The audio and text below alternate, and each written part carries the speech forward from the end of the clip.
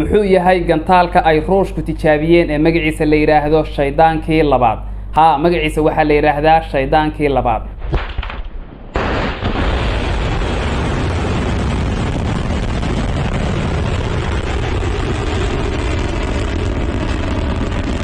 shalay waddanka ruushka ayaa waxay tijaabiyeen gantaal magaciisa la yiraahdo shaydaankii labaad.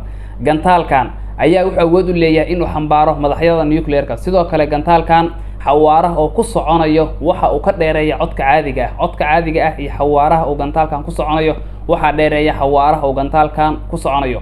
madaxweynaha ruushka oo gantaalkan magaciisa la yiraahdo shaydaankii labaad ka hadlayay ayaa wuxuu yiri ma jiro waddan awood u leh inuu iska difaaco gantaalkan. yacni dhammaan lidadka gantaalada ee wadamada adduunka oo dhan ay haystaan awood uma lahan in ay difaacaan haddii aan gantaalkan kusoo tuurno. sidoo kale madaxweynaha ruushka Vladimir Putin ayaa waxa uu sheegay in gantaalkan uu fursad siinayo wadamada isku dayaya in ay soo handadaan waddanka ruushka oo ay arrintaas ka waantoobaan. gantaalkan magaciisa la yiraahdo shaydaankii labaad ma ahan gantaal cusub oo ruushku ay hadda soo saareen, laakiin waxa weeye gantaal ay dib u habeyn iyo horumarin ay ku socotay ilaa sanadkii 2002.